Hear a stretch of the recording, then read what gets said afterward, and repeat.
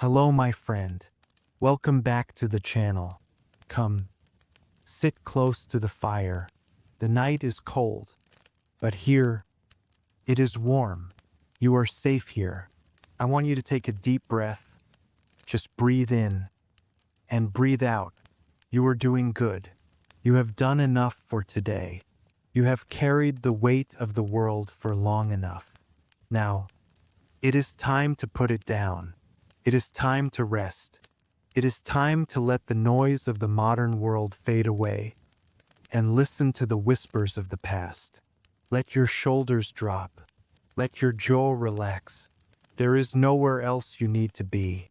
There is nothing else you need to solve. There is only the fire, my voice, and a story that has been waiting for you. Let me take you to a place of silence, a place hidden deep in the Alban Hills of Italy. It is the year 1929. The air is thick with the smell of mud and old secrets. For months, powerful pumps have been roaring, draining the water from a small, perfectly round lake. It is called Lake Nemi. For 2,000 years, this lake was just a mirror. It was quiet. It was mysterious. It reflected the trees, the clouds, and the moon. The locals called it the Mirror of Diana, named after the ancient goddess of the hunt. It was a sacred place, a place where the wind rustled through the oak trees, and the water never seemed to move. But beneath that reflection, something was waiting. For centuries, the fishermen on this lake told stories. They whispered about a monster sleeping in the mud. They said that sometimes, when the water was clear, they could see giant wooden demons resting in the deep. They said that their nets would get caught on ancient timber, and sometimes they would pull up strange pieces of bronze or wood. But these were just stories, myths, legends to scare children. But in 1929, the myths became real. The Italian government had ordered the lake to be drained. They wanted to know the truth. And as the pumps worked, day after day, the water level began to drop. Meter by meter, the shoreline receded. The mud, which had been hidden for nearly 2,000 years, began to dry in the sun. And then, a shape began to appear. At first, it looked like the ribcage of a giant beast. Dark wood, preserved by the clay. It was black and slick and ancient. But as the workers scrubbed away the mud, the impossible truth came into the light. It was not a monster. It was a ship. But not just any ship. It was a leviathan, a vessel so large, it took up nearly the entire side of the lake.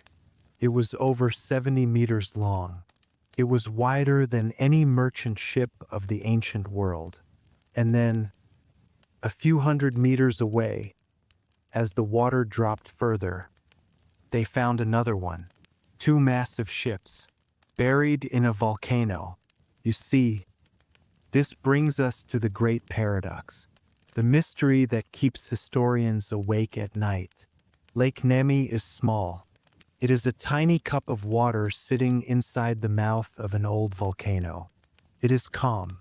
It is silent. It goes nowhere. There are no rivers to the sea. It is just a closed circle of water. So, why did the divers find the skeletons of two massive ocean liners buried here? These were not little fishing boats. These were floating palaces, nearly as big as the Titanic of their time. They were built with technology that vanished for 1,000 years. History tells us that the Romans were great builders. They built roads that spanned continents, and aqueducts that carried water for miles, and colosseums that held thousands of people. But these ships, these were different. They were technically impossible. Imagine building a massive cruise ship. inside a small pond that has no exit. It makes no sense. It defies logic. It defies economics. Why build the greatest ships the world had ever seen if they could never sail? Why put so much effort, so much gold, and so much genius into something that would just sit in the water? Tonight, we are going to find the answer. We are going to travel back 2,000 years to a time when Rome was the center of the world and a madman was the center of Rome. We are going to walk the path of obsession. We will see what happens when a man believes he is a god and tries to build a heaven on earth. We will walk the marble decks of Caligula's forbidden palace. We will witness the dark fantasy of a young emperor who was bored with the earth. We will see the gold, the purple sails, and the strange rituals performed under the moonlight. We will stand in the forest of Diana and watch as thousands of slaves carry timber down the steep crater walls. We will see the architects shaking their heads in confusion, forced to build a floating fantasy for an emperor who did not hear the word no. We will explore the decks of these ships. We will touch the mosaics on the floor, made of green and red porphyry, stone so expensive only the emperor could own it. We will see the vines growing on the deck, living gardens in the middle of a ship. We will hear the water trickling through lead pipes, waiting for the emperor to turn a tap for a hot bath. We will see technology that should not exist, ball bearings and pumps that look like they belong in the Industrial Revolution, not the ancient world. And then we will watch the fall. We will feel the silence return to the lake when the emperor dies. We will see the anger of the Senate, the men who hated him so much they tried to kill his memory. We will watch them load these beautiful ships with rocks and push them down into the dark, cold mud. They thought they were burying a tyrant, but they were actually preserving a treasure. They wanted to erase him from history, but the water kept his secret safe. So, close your eyes.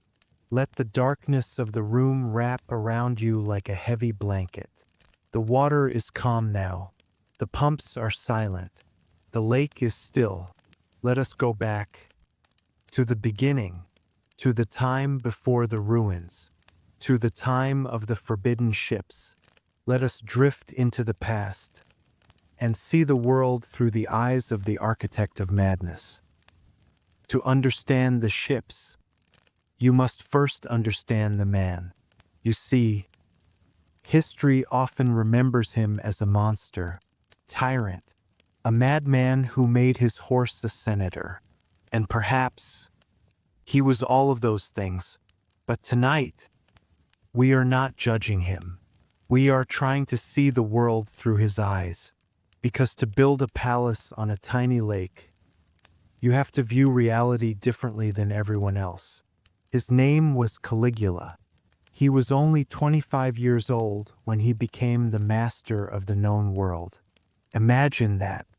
Imagine having the power of life and death over millions of people, while you are still just a young man. He had everything. He had gold. He had armies. He had the love of the people, at least in the beginning. But Caligula had a problem, a deep, dark problem that gnawed at his soul. He was bored. You see, for a man who thinks he is a god, the normal world is dull. It is too slow. It is too predictable. The earth was too solid. The sea was too wet. The sky was too far away. He looked at the limits of nature, and he felt insulted. Why should he, a living god, be bound by the rules of physics? Why should he have to walk on land like a common peasant? The historians tell us that he despised the ordinary. He hated the things that were possible. He only cared about the impossible. If a mountain stood in his way, he didn't want to walk around it. He wanted to level it. If the sea blocked his path, he didn't want to sail over it. He wanted to walk across it. There is a famous story that he once built a bridge of boats across the Bay of Naples, just so he could ride his horse across the waves, defying Neptune himself. He was a man constantly at war with reality. And Rome, the city of Rome, was becoming a prison to him. It was loud, it was dirty, and it was dangerous. Every shadow held a secret. Every smile from a senator hid a dagger. He was surrounded by old men who whispered behind his back. Men who remembered the old republic. Men who looked at him with cold, judging eyes. He couldn't be a god in Rome. In Rome, he was just a target. So, he needed an escape. He needed a place where the eyes of the Senate could not follow him. He needed a sanctuary, a place where his fantasies could breathe, a place where he didn't have to pretend to be a mortal man. And so, he looked to the hills. He looked to the quiet, volcanic crater of Lake Nemi. This place was perfect. It was sacred. It was dedicated to Diana, the goddess of the wild, the goddess of the hunt, and the goddess of the moon. Caligula felt a connection to the moon. It is said that he would spend long nights wandering the corridors of his palace, gazing up at the silver light. He would talk to the moon. He would whisper his secrets to her. He would ask her to come down, to embrace him. He called her his sister. He believed that they were the same, two lonely gods looking down on a world of insects. Lake Nemi was the moon's mirror. It was round and still and silver at night. It was the perfect place for a secret world.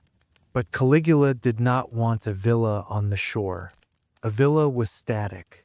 A villa was rooted in the earth. A villa was what a normal rich man would build. No, Caligula wanted to float. He wanted to sever his connection with the land entirely. He wanted to exist in a space that was neither land nor sea, but something in between. This is the dark psychology behind the ships. They were not transport. They were not built to go from port to port. They were built to be islands, islands that he could control. On the water, no one could reach him without his permission. On the water, he was safe from the assassins, safe from the whispers, safe from the boring reality of the earth. He wanted to create a universe where he made the rules, a place where trees grew on ships, a place where lead floated, a place where the sun and the moon were his only companions. It was a rejection of the world that the rest of us live in. It was a retreat into the mind. Think of the loneliness of that, to be surrounded by thousands of slaves, thousands of guards, and yet to feel so alone that you have to build a floating castle just to feel safe. To feel so bored with human life that you have to challenge the gods just to feel something. He called for his architects. He didn't ask them if it was possible. He didn't ask them how much it would cost. He simply told them what he saw in his dreams. He described a palace that drifted on the water, a palace of marble and gold, a palace where the party never ended, a place where the silence of the lake would be broken only by his music and his voice. The architects must have been terrified. They knew that to say no to Caligula was a death sentence. They looked at the small lake. They looked at the steep cliffs surrounding it. They looked at the shallow water. And then they looked at the emperor's cold, staring eyes. And they nodded. They would build his dream. They would build his impossibility. This was the birth of the project. It wasn't born from trade. It wasn't born from war. It was born from the dark, restless imagination of a man who wanted to be more than human. It was born from fear and boredom and a desperate need to control something absolute. And so, the orders were sent out. The trees would fall. The metal would be melted. The quiet woods of Diana would soon be filled with the sound of hammers and saws. The madness was about to take form. The dark fantasy was about to become wood and nail. And the lake, the silent mirror, was about to be broken. The year is 37 AD. The orders travel fast from the Palatine Hill in Rome out to the coast, to the great naval yards where the legions built their fleets. Caligula did not just want carpenters. He wanted the masters. He summoned the men who designed the massive grain ships that sailed from Egypt. He called for the engineers who built the triremes that hunted pirates in the Mediterranean. Imagine the confusion of these men. They were used to the smell of salt air. They were used to the endless blue horizon of the open sea. They were used to building ships that could crash through waves and survive storms. And now, they were being sent inland. They were marching up the winding roads of the Alban Hills, dragging their tools, their drawings, and their confusion with them. When they finally arrived at the edge of the crater and looked down at Lake Nemi, they must have felt a cold chill. The lake is beautiful, yes, but it is small. From the top of the ridge, it looks like a bowl of dark water. A ship captain looks at that water and sees a prison. There is no wind here. The high walls of the crater block the breeze. A sailing ship is useless in a place like this. But they did not dare to speak. You do not explain wind physics to Caligula. You do not tell him that a 70-meter ship needs room to turn around. You simply nod. You unroll your scrolls. And you begin to work. And so, the silence of the sacred grove was broken. For centuries, this place had been a sanctuary. The woods surrounding the lake belonged to Diana. The oak trees were considered holy. People came here to whisper prayers, not to shout orders. The only sounds used to be the birds, the wind, and the soft chanting of priests. But now, there was the violent sound of iron striking wood. Hundreds of slaves were marched down the steep paths. Then, thousands. The quiet forest was turned into a construction site. A shipyard was built right on the muddy banks. The air, once smelling of pine and flowers, began to smell of sweat, sawdust, and hot tar. It is said that the workers were uneasy. Romans were a superstitious people. They believed that spirits lived in the trees and the water. To cut down a sacred oak tree was bad luck. To disturb the mirror of the goddess was to invite disaster. Imagine being a slave on that shoreline. You are standing knee-deep in the cold mud. You are holding a heavy axe. You look up at the dense green forest, knowing that this is the home of a goddess. And then, the overseer cracks his whip. You have to swing the axe. You have to cut the wood. Every time a massive tree fell, the sound must have echoed off the crater walls like a thunderclap. A warning. The rumors began to spread through the slave camps at night. They whispered that the project was cursed from the start. They said that the lake did not want the ships. They said that the water was too cold, too dark. They claimed that at night, the tools would go missing, or strange ripples would appear on the surface of the water when no boat was moving. But the work did not stop. The emperor's will was stronger than the fear of the gods. The timber was harvested. The ribs of the ships began to rise from the shoreline. It was a strange sight. Usually, a shipyard faces the open ocean, promising adventure and travel. But here, the ships faced a wall of rock. As the skeletons of the vessels grew, they looked like trapped beasts. They were being built for a cage. The master naval architects applied their greatest knowledge. They treated this project with the same seriousness as a warship. They laid the keels straight and true. They steamed the wooden planks to bend them into shape.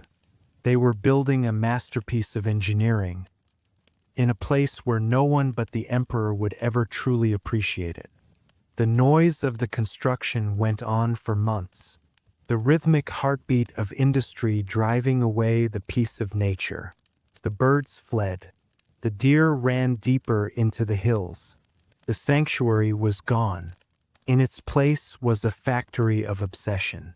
And as the sun set each evening, casting long shadows over the half-built hulls, the workers would hurry away from the water. They didn't like to be near the ships in the dark. They felt that something was watching them from the deep water. They felt that the lake was waiting to take back what was being stolen, waiting for the day when the noise would stop and the silence would return. But for now, the hammers continued to fall. The emperor wanted his toy, and Rome would move heaven and earth and destroy the sacred woods to give it to him. Now, let us step closer. Let us leave the noise of the falling trees and walk right up to the hull of the ship. I want you to imagine the smell. It is a thick, heavy scent. It smells of cut oak, of pine resin, of hot tar, and the sweat of men working under the Italian sun.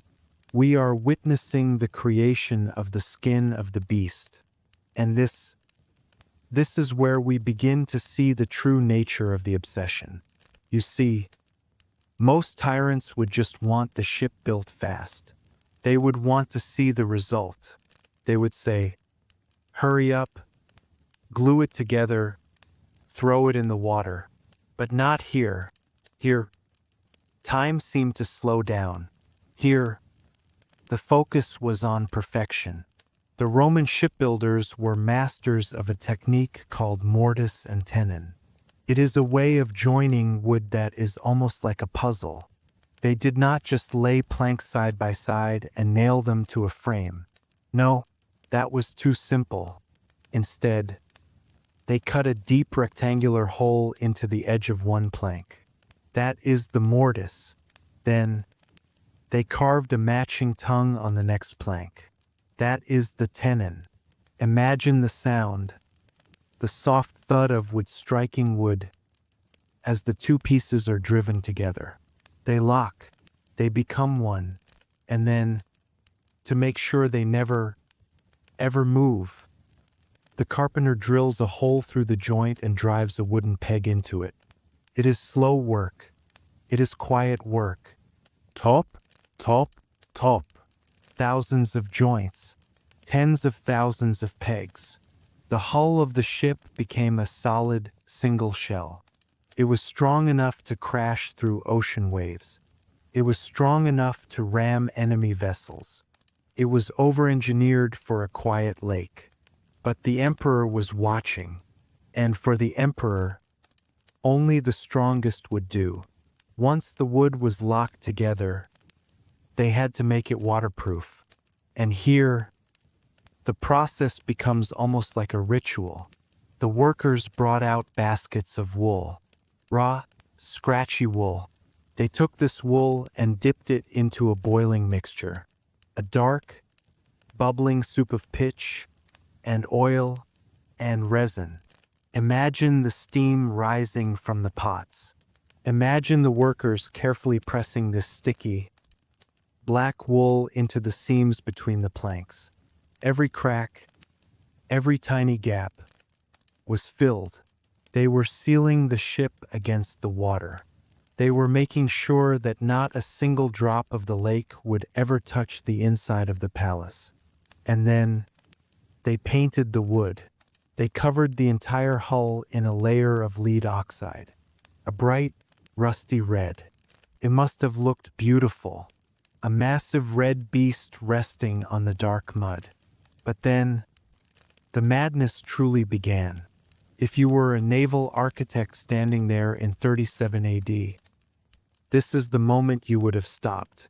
The ship was done. It was waterproof. It was strong. It was ready to float. But the order came down to continue. The workers brought out heavy rolls of metal. Gray, soft, heavy lead. They began to unroll sheets of pure lead over the hull. They covered the beautiful wood. They covered the wool.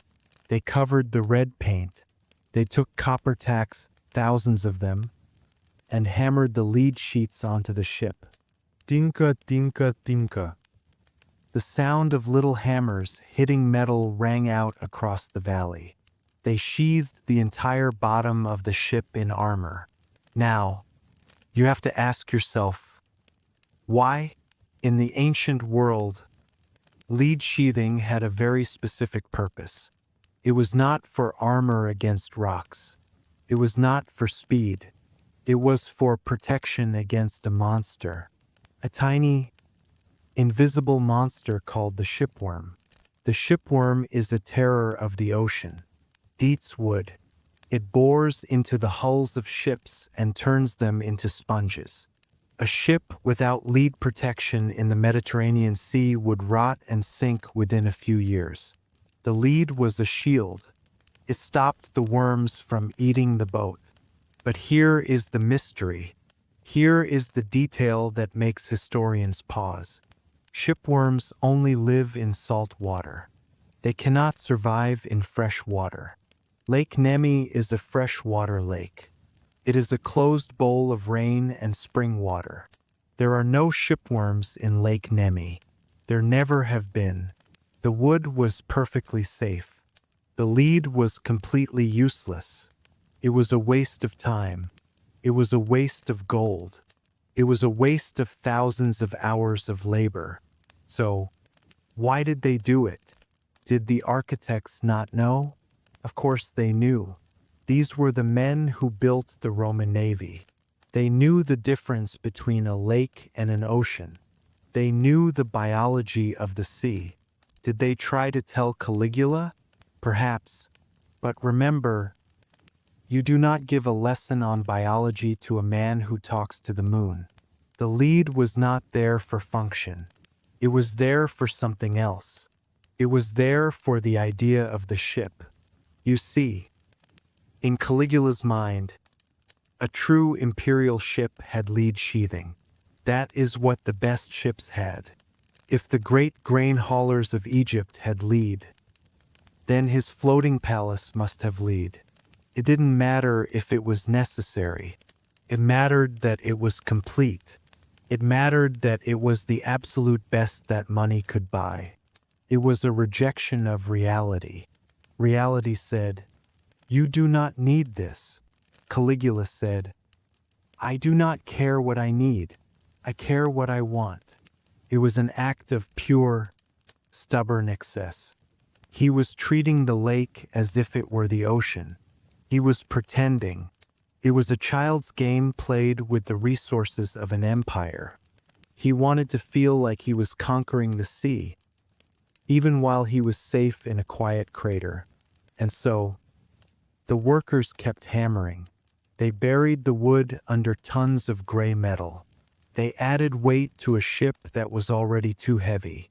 They wasted a fortune on armor for an enemy that did not exist.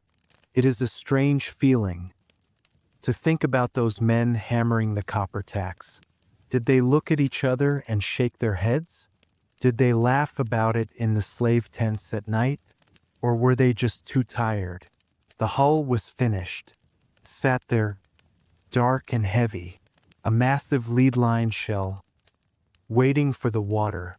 It was a technological marvel and a monument to madness. It was perfect, and it was pointless. But the hull was just the beginning. The hull was just the basement. What was coming next What they were about to build on top of this lead shell would be something the world had never seen before. The foundation was laid. The floating island was ready to receive its palace. And the goddess Diana watched from the trees, as the silence of her lake was filled with the ambition of a man who would not stop until he had built heaven on the water. The hulls were in the water now, two massive, dark shapes floating on the glass surface of the lake. They were heavy, they sat low in the water, but they were not finished. In fact, the true madness was only just beginning. You see, a ship is usually a machine. It is a tool designed to battle the wind and the waves. It is built to be light. It is built to flex and move with the ocean. Every sailor knows that you do not put heavy things on the deck of a ship. It makes the vessel unstable. It makes it dangerous. But Caligula did not care about stability. He did not care about the rules of buoyancy. He looked at those wide, flat decks, and he did not see a ship. He saw a foundation. He saw a blank canvas of wood where he could paint his own version of paradise. He ordered the construction of two distinct worlds. The first ship, which the archaeologists call the prima nave, was the mover. It was designed to travel. It had places for oars. It had a system to be steered. It was the vessel that would carry the emperor and his court across the water, cutting a path through the silence. But the second ship, the seconda nave, this was something else entirely. It was a rectangle, a massive, floating block. It wasn't designed to go anywhere. It was designed to be somewhere. It was a stationary temple, a floating island anchored in the center of the deep water. And what he built on top of these decks defies belief. Imagine walking onto a ship today. You expect to feel the texture of wood under your feet. You expect to hear the creak of timber. You expect the smell of salt and varnish. But if you stepped onto Caligula's ship, you would feel the cold, hard shock of stone. He ordered the decks to be paved, not with wood, but with mosaics. He brought in artisans from the city, men who spent their lives decorating the floors of the richest villas in Rome. They carried thousands of tiny colored stones onto the boat. Green porphyry, red serpentine, bright yellow marble. They knelt on the deck day after day, cementing these stones into intricate patterns. They created beautiful geometric shapes, twisting vines, and stars. A floor of stone, floating on water. It was heavy. It was unnecessary, but it was majestic. When you walked on it, you did not feel like a sailor. You felt like a god walking on a palace floor that just happened to be moving. And rising from the stone floor were buildings. Actual buildings. He did not want tents. He did not want canvas awnings. He wanted walls. He constructed a large, solid structure right in the middle of the deck. It had columns. It had a roof covered in copper tiles that shone like fire in the sunlight. It had glass windows, rare and expensive, that caught the reflection of the lake. But a palace is cold, and the lake, at night, gets chilly. The damp air settles in the crater. A normal man would wear a cloak. A normal man would light a small brazier. But Caligula wanted the warmth of Rome. He wanted the heat of the baths. And so, the engineers installed a hypocaust. Now, stop and think about this for a moment. A hypocaust is a heating system. It works by lighting a fire in a furnace and channeling the hot air through empty spaces under the floor. The floor gets hot, and the room warms up. It is a brilliant invention for a stone house on land. But on a wooden ship, It is suicide. You are lighting a fire inside a wooden box, surrounded by pitch and tar, in the middle of a lake. If a single spark escaped, if a clay pipe cracked, the entire palace would become a torch. There would be nowhere to run. But they built it anyway. They laid the clay pipes. They built the brick furnace. They raised the marble floor up on little pillars to let the hot air flow underneath. Imagine the arrogance of that. To trust your engineers so much, or to care so little about the danger, that you would sleep on top of a fire in the middle of the water. It was the ultimate luxury, to walk barefoot on a warm floor, while the cold mist of the lake swirled outside the window. And it wasn't just stone and fire. He wanted life. He wanted the earth to follow him onto the water. Along the sides of the ship, he built promenades, long walkways where he could stroll. And on these walkways, he planted gardens. He had soil hauled onto the ship, tons of heavy, black earth. And in this earth, he planted grapevines. He planted fruit trees. He planted ivy. Can you see the image? A ship with green leaves trailing into the water. A ship where you could reach up and pluck a grape from a living vine, while floating 100 meters from the shore. It was a distortion of nature. Trees belong on land. Ships belong on water. Caligula forced them together. He was telling nature, I decide where the trees grow. I decide where the land ends. The sterns of the ships, the back ends, were the final touch of excess. They curved high into the air, like the tails of scorpions. And they were not just painted wood. They were covered in gold leaf. They were studded with jewels. It is said that when the sun hit the stern of the ship, it was blinding, a beacon of gold burning against the dark green of the forest. And inside, the rooms were filled with the finest things the empire could provide. Silks from the east, statues of the gods, couches made of silver. It was a sensory overload. The smell of perfume, the sound of lyres playing, the warmth of the heated floors, the taste of wine from the ship's own cellar. It was a bubble, a perfect, hermetically sealed bubble of pleasure.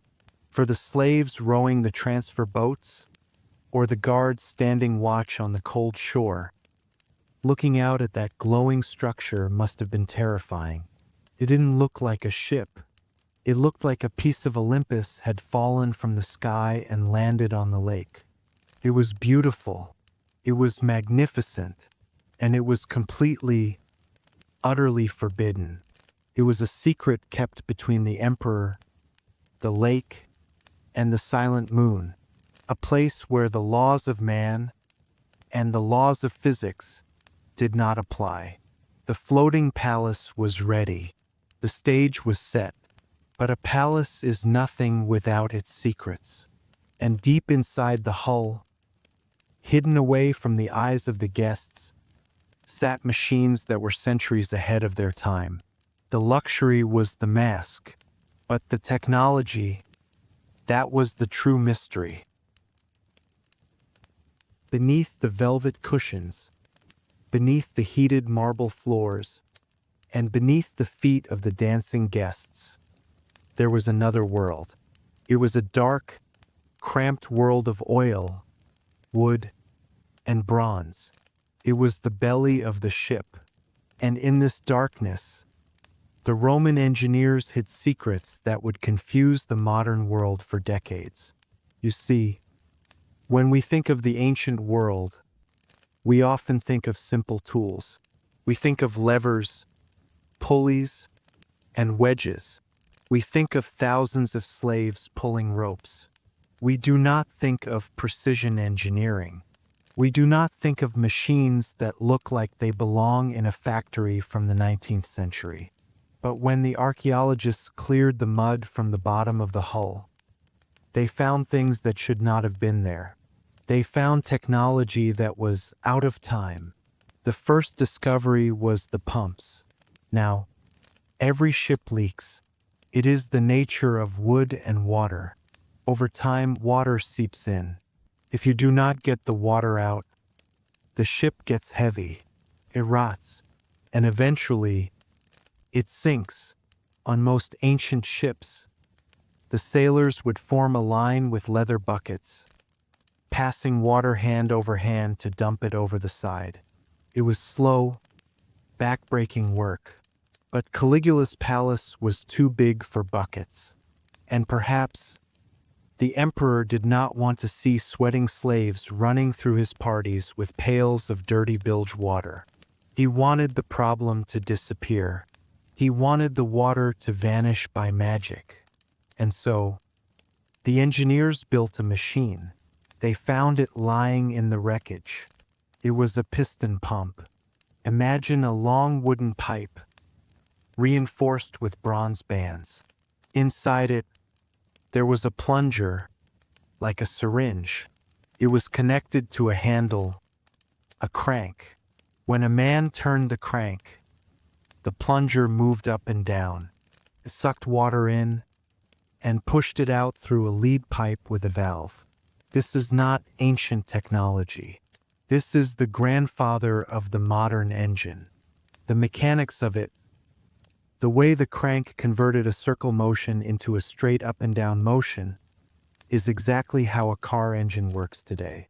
And yet, here it was, sitting in the mud of a volcanic lake in the 1st century, a continuous flow of water, driven by a machine, humming quietly beneath the floorboards. But the pump was not the most shocking discovery. The pump was impressive, but it was understandable. The next artifact, however, was impossible. As the workers sifted through the clay near the deck, they found wooden discs. They were about the size of a dinner plate. They were made of oak, hard and preserved. But they were not just flat wood. They had tracks carved into them, and resting inside these tracks were small, perfect bronze spheres. They were ball bearings. Now, I want you to understand why this is so strange. History books used to tell us that the ball bearing was a visionary idea of Leonardo da Vinci. We have his sketchbooks from the late 1400s. He drew them. He understood that if you want to move something heavy without friction, you roll it on balls. It was considered a stroke of Renaissance genius. But here, in the mud of Lake Nemi, we held physical proof that the Romans had built them 1,400 years before Da Vinci was even born. These bronze balls were smooth. They were polished. They were designed to sit between two moving surfaces to reduce the friction. But what were they for? The archaeologists looked at the deck plans. They looked at the heavy statues that once stood on the ship, and they realized the truth. These ball bearings were used for rotating platforms. Caligula likely had a statue of Diana, or perhaps a statue of himself, that could rotate, or maybe a part of the deck itself could spin. Imagine the scene. The emperor is sitting at dinner. He snaps his fingers, and slowly, smoothly, the floor beneath him begins to turn. The view changes. First the moon, then the forest, then the cliffs. No grinding noise, no chucking, just a smooth, magical rotation. It was a party trick, and that is the tragedy of it. This was revolutionary technology. Think about it. If they had applied this technology to carts, to windmills, to factories, Rome could have started an industrial revolution. They had the gears, they had the pistons, they had the bearings, they had the knowledge to change the world. But they didn't use it to change the world. They used it to make a statue spin. They used it to keep a rich man's feet dry. This technology was forbidden in a sense, not because it was magic, but because it was hoarded. It was the emperor's secret toy. The common people didn't have ball bearings on their wagons. The soldiers didn't have them on their siege engines. Only Caligula had them, hidden away on his floating fantasy. It makes you wonder what else they knew. What other inventions were locked away in the minds of those engineers? Did they know steam? Did they know flight? We will never know, because when the ships went down, the knowledge went down with them. The piston pumps rusted. The bronze balls sank into the mud, and the world forgot. For 14 centuries, humanity went back to dragging heavy stones across the ground, forgetting that the answer to friction was already sleeping at the bottom of Lake Nemi. The engineers must have been so proud. They had solved physics. They had created smooth motion where there should have been resistance. But they were working for a man who didn't care about the science. He only cared about the effect. He only cared that when he commanded the statue to turn, it turned. So the machines hummed in the dark. The gears turned. The water flowed. And above them, the wine was poured, and the laughter rang out. The technology was just another servant, unseen and unappreciated, working to keep the dream alive for just one more night. The sun has dipped below the high ridge of the crater now. The light fades quickly in this place. One moment, the trees are green and gold. The next, the bowl of the volcano is filled with shadow. The birds stop singing. The cicadas begin their hum. And the water of Lake Nemi turns from blue to gray, and finally, to a deep, inky black. This is when the ships truly come alive. I want you to imagine standing on the shore, looking out into that darkness. The world around you is completely silent. The forest is asleep. The sky is a tapestry of stars, bright and cold above the rim of the volcano. And there, floating in the center of the void, is a glowing island. The crew has lit the torches, hundreds of them. They line the railings of the great ships. The flames dance in the gentle night breeze. And because the water is so still, the reflection is perfect. It looks as if the ship is floating on a sea of fire. The gold on the stern glitters. The copper tiles on the roof glow with a warm, orange light. It is a beacon of warmth in a cold world. Let us drift closer. Let us float across the dark water and listen.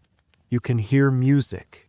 It is faint at first, drifting over the waves. The sound of a lyre, plucked by a master's hand. The soft rhythm of a drum.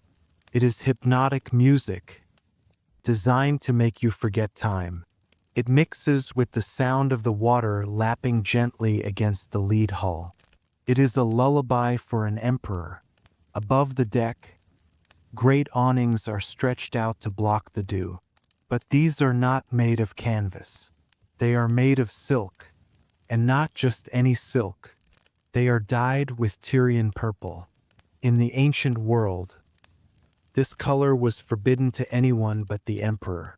It was made from crushed sea snails, and it was worth more than its weight in gold. Imagine the wind catching that purple silk. It ripples softly, like the breathing of a giant animal. The fabric is so fine that the light from the torches shines through it, casting a violet glow over the marble floor below. The air smells of burning cedar wood and exotic incense brought from the deserts of Arabia.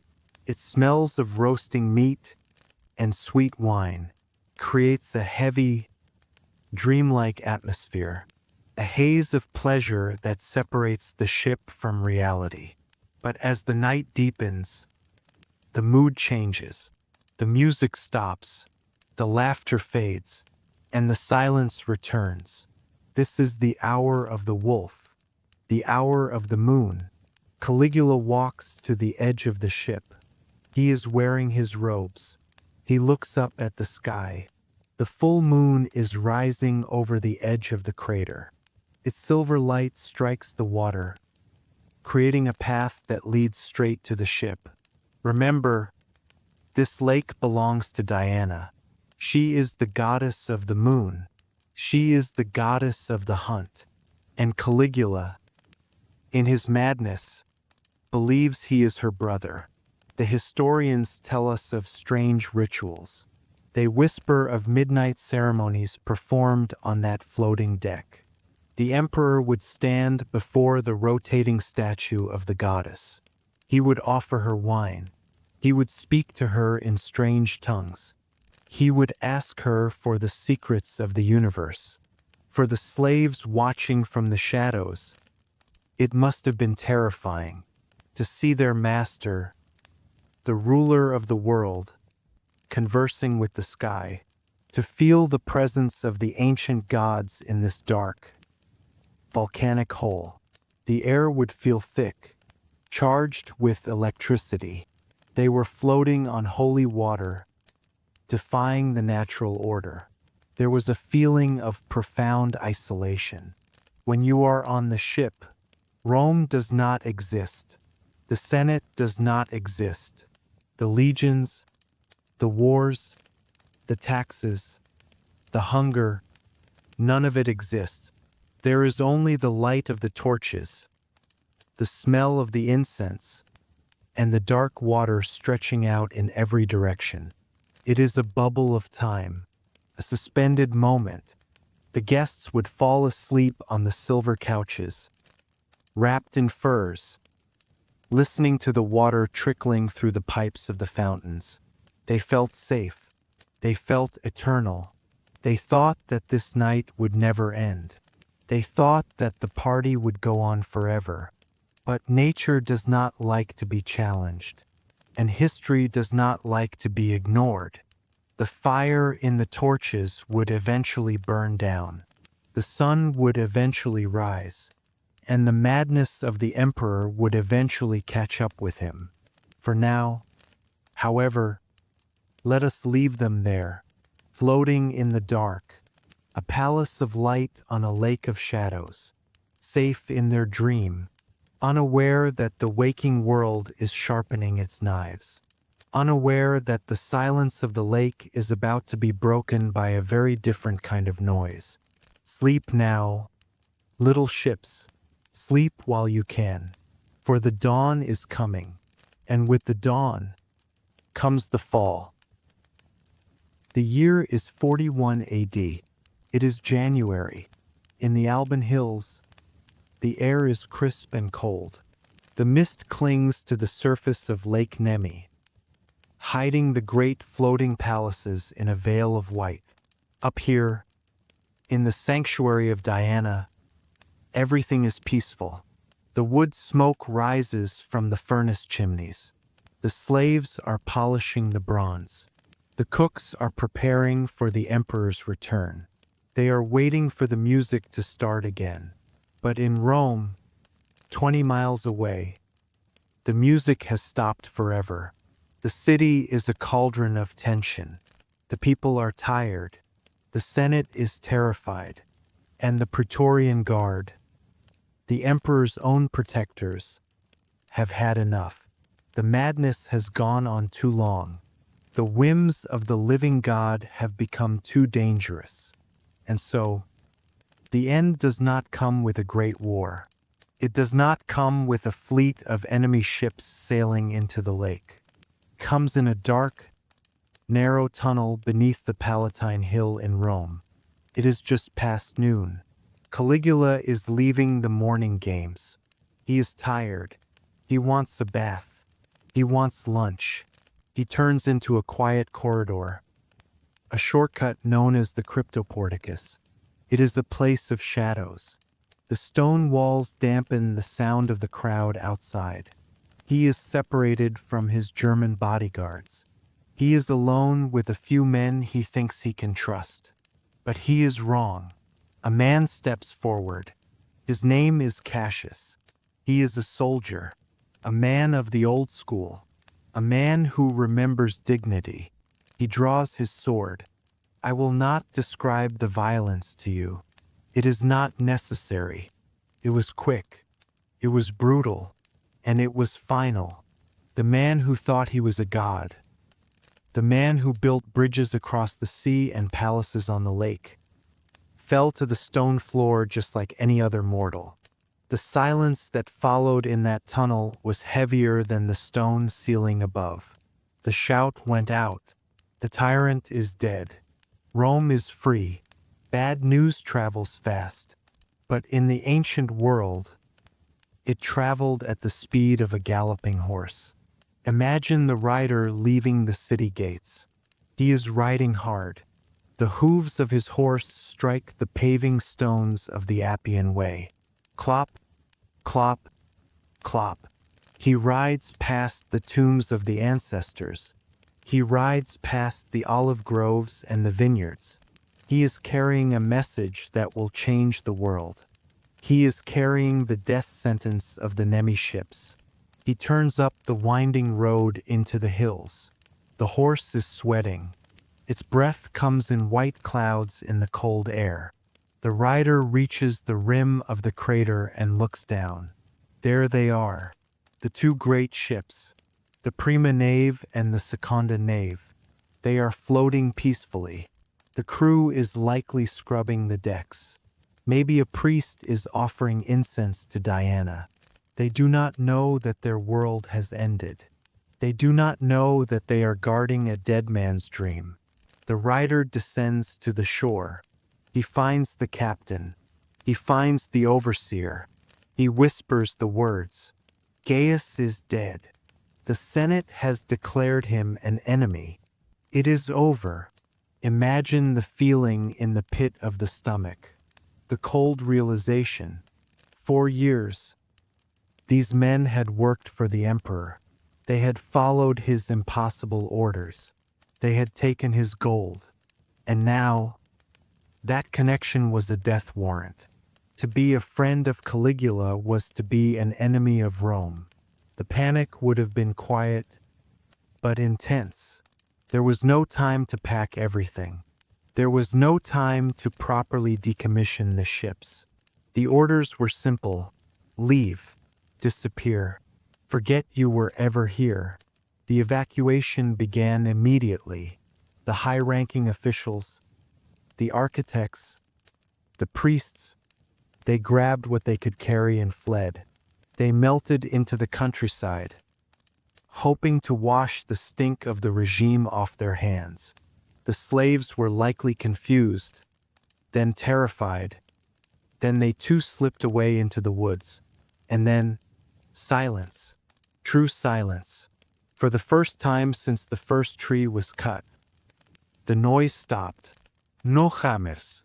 No music. No pumps. No footsteps on the marble. The ships were left alone. I want you to picture the scene. It is the evening of the assassination. The sun is setting. The ships are still there. They look exactly the same as they did yesterday. The jewels still sparkle on the stern. The purple sails are still tied to the masts.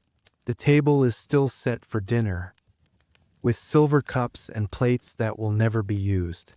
The fires in the hypocaust beneath the floor burn down to embers, and then to ash. The warmth fades from the marble stones. The palace begins to cool. They have become ghost ships. Night falls. The torches remain unlit. The lake is pitch black. The only sound is the water slapping against the lead hull. The floating palaces drift slightly against their anchor chains, creaking in the darkness. Inside the rooms, the shadows lengthen. The statues of the gods stare out at empty couches. The wind blows through the open doors, rustling the silk curtains. A grape falls from a vine on the promenade and rolls across the deck. But there is no one to pick it up. It is a haunting image, the height of luxury, abandoned in an instant. It is a Mary Celeste of the ancient world. If you had rowed out to them a week later, you would have found a time capsule. You would have found the bread turning stale on the tables. You would have found the flowers wilting in the vases. You would have found the tools of the workmen dropped right where they stood. The locals, the fishermen and the farmers, stayed away. They knew that the ships were cursed. They knew that those vessels belonged to a monster. They watched from the ridge, seeing the great shapes rotting in the sun. The lead pipes stopped flowing. The gardens began to die. The vines turned brown and withered without water. The bright red paint began to peel. The birds, which had been scared away by the noise, began to return. They landed on the gold railings. They built nests in the silk awnings. Nature began to reclaim the timber. The ships were no longer a palace. They were an embarrassment. They were a massive, floating reminder of a time that Rome wanted to forget. They were a symbol of waste, a symbol of a man who thought he was bigger than the empire. And in Rome, the new emperor, Claudius, sat on the throne. He was a practical man. He looked at the treasury records. He saw the millions of sesterces spent on the Nemi folly. He saw the gold, the bronze, the lead, and he made a decision. He would not keep them. He would not sell them. He would not sail them. He would erase them. The party was over. The guests had fled. The lights were out. And now, the executioners were coming. The ships had survived the worms. They had survived the weather, but they would not survive the hatred of men. The order was given. The erasure of memory, the damnatio memoriae, was about to begin. There is a phrase in Latin that sends a shiver down the spine of any historian. It is called damnatio memoriae, translates to the damnation of memory. You see, in the modern world, when a leader falls, we write books about them. We analyze them. We put their statues in museums. But in Rome, they did things differently. If the Senate decided that a man was truly evil, they did not just kill him. They tried to unmake him. They wanted to erase him from the fabric of time. They chipped his name off of stone inscriptions. They melted down coins that bore his face. They smashed his statues into dust. The goal was to pretend that he had never existed at all. They wanted to leave a blank space in history where a man used to stand. And this, my friend, was the fate of the Nemi ships. A few months after the assassination, the silence of the lake was broken once again. But this time, it was not the sound of carpenters and architects. It was the sound of soldiers. It was the sound of destruction. They came down the crater walls with a grim purpose. They were not there to admire the engineering. They were not there to marvel at the mosaics or the heating systems. They were there to clean up a mess. To the new emperor and to the Senate, these ships were not wonders of the world. They were crimes. They were floating evidence of Caligula's madness. They were symbols of the money he stole from the people. And so, the stripping began. Imagine the violence of it. The soldiers walked onto those beautiful, silent decks. They saw the gold leaf on the railings. They saw the silver inlays in the walls. And they took their knives and their pry bars, and they ripped it all away. They tore the silk awnings down and likely kept them for themselves. They pried the jewels out of the sterns. They lifted the statues of the gods and carried them off to be melted down or sold.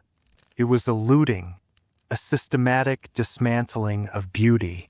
But the ships themselves, the massive wooden structures, were too big to move. You cannot drag a 70-meter ship up the side of a volcano. You cannot dismantle it plank by plank without spending a fortune. And Rome was tired of spending money on this lake. So they decided to bury them. They didn't dig a hole in the earth. They used the water. The order was given to sink them, to send them to the bottom, to give them to the mud. Now, sinking a massive wooden ship is harder than you might think. Wood wants to float. These ships were sealed with wool and pitch. They were buoyant. You could punch a hole in the bottom.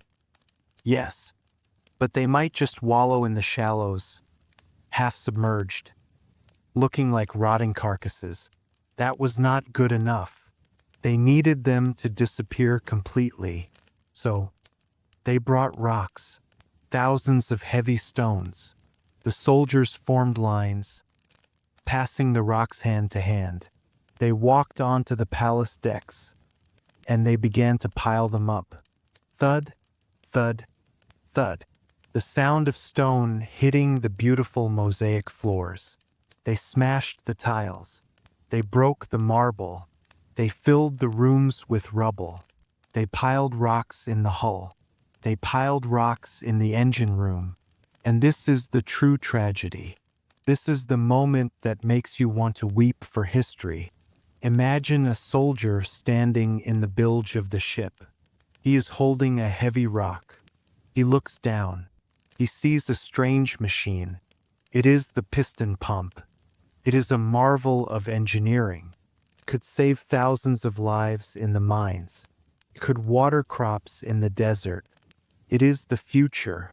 But the soldier does not see the future. He only sees a piece of Caligula's trash. He sees a weird wooden tube. He doesn't care how it works. He doesn't care that a genius invented it. He just throws the rock. Crash. The pump is smashed. The lead pipes are flattened. Then, he sees the wooden discs with the bronze balls inside. The ball bearings. The invention that Da Vinci would dream of 14 centuries later. The soldier probably kicked them. He probably thought they were toys. He piled rocks on top of them. He buried the Renaissance under a pile of rubble before it even had a chance to begin. The weight began to push the ships down. The water line rose. The lead sheathing, which had been put there to protect the ship, now dragged it down. The water began to flow over the gunwales. It rushed into the promenades. It flooded the gardens. The soil turned to mud. The vines floated away. The ships groaned.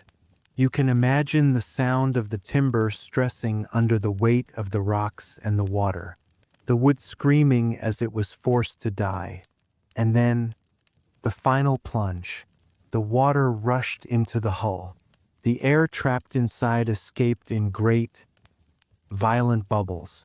The surface of the lake churned and boiled. The prima nave went down first, tilted, slid, and vanished into the green darkness. Then the seconda nave followed, the great floating palace, with its heated floors and its copper roof, slipped beneath the surface. The water closed over them. The ripples spread out towards the shore, bouncing off the rocks, and then fading away. The lake became a mirror once again. The soldiers dusted off their hands. The job was done. The memory was erased. The Nemi folly was gone. They climbed back up the crater walls, leaving the sanctuary to the birds and the wind. But they didn't know what they had actually done. They thought they were destroying the ships, but in reality, they were preserving them. You see, if they had left the ships floating, they would have rotted. The rain and the sun would have destroyed the wood within 100 years. The locals would have stolen every plank for firewood. There would be nothing left but dust. But by sinking them, by burying them in the deep, cold, oxygen-free mud, they accidentally saved them. The mud sealed them in a time capsule, protected the wood from bacteria. It held the bronze lions in its soft embrace, kept the ball bearings safe. The Romans tried to kill the memory of Caligula, but in their anger, they froze it in time. They sent the ships to a place where time does not exist, a place where they would wait. For the next 1,000 years, the world changed. Rome fell. The Dark Ages descended. Empires rose and crumbled. Men forgot how to build aqueducts. They forgot how to make concrete. They forgot the secrets of the piston and the gear. Humanity went backwards. And all the while, just a few meters beneath the surface of a quiet little lake in Italy, the answer was sleeping. The technology of the future was lying in the mud, waiting for a world that was smart enough to understand it again. The erasure was complete. The water was still, and the legend of the giant wooden demons began to grow in the minds of the locals, passing from father to son, waiting for the day when the water would recede and the truth would return to the light. Time moves forward. The clocks turn. The seasons change. And slowly, inevitably, the world forgets. Rome fell. The great empire that stretched from the sands of Africa to the snows of Britain collapsed. The aqueducts broke. The roads were overgrown with grass. The libraries burned. The knowledge of how to build, how to engineer, how to shape the world, vanished into the smoke of history. The world entered the long twilight of the Dark Ages. And up in the Alban Hills, Lake Nemi went back to sleep. The villas on the ridge crumbled into ruins. The marble was stolen to build farmhouses. The name Caligula became just a whisper. And then, nothing. The people living in the villages around the lake didn't care about dead emperors. They cared about survival. They cared about the harvest. They cared about the fish. But the lake remembered. You see, water has a way of holding on to secrets. And even though the ships were buried deep in the mud, they were not gone. They were waiting. And sometimes, just sometimes, they would reach up from the bottom and touch the world of the living. Imagine you are a fisherman in the year 900 AD. You are a simple man. You cannot read. You cannot write. You know nothing of history. You know only that the woods are dark, and the wolves are hungry, and the lake is deep. You row your small wooden boat out onto the water. The morning mist is thick. The water is black and cold. You cast your net, sinks down, down, down into the darkness. You wait. You feel the weight of the fish, and then you pull. But the net does not move. It is stuck, caught on something fast and heavy at the bottom. You pull harder. The rope cuts into your hands. The boat tips dangerously. You curse. You think it is a rock. You think it is a sunken tree log. But deep down, you feel a shiver of fear. Because the old men in the village have told you stories. They say there is something down there. They do not say ships. Why would they? Who builds a ship the size of a cathedral in a lake the size of a bowl? It is impossible. A simple mind cannot imagine it. So, when they cannot explain something, they turn to myth. They turn to monsters. The fishermen began to tell stories of the giant wooden demons. They whispered that a great beast died in the lake long ago. They said its skeleton was lying in the mud. They said that sometimes, on very clear days, when the sun was high and the water was still, you could look down and see its ribs, massive, curved black bones rising out of the silt. They said that if you were not careful, the demon would grab your net. It would pull you down. It would drag you into the cold dark to join it. The lake became a scary place again. It was no longer the mirror of Diana. It was the home of the phantom. Sometimes, a fisherman would get lucky. He would wrestle his net free. He would haul it up, dripping and heavy, and tangled in the mesh. He would not find fish. He would find treasure. Imagine pulling up a piece of wood, but not just a branch. A piece of wood that is perfectly square, smooth, black as ebony, and sticking out of it, a nail, but not a rusted iron nail. A nail made of pure, shining copper. The fisherman holds it in his hand. He looks at it. Copper does not rust.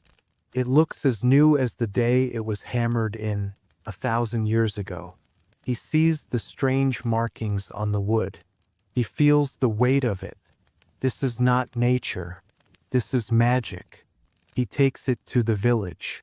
The people gather around. They touch the strange artifact. They say it belongs to the fairies. They say it belongs to the devil. They say it is a piece of Noah's Arkansas. They do not know that they are holding a piece of a floating palace.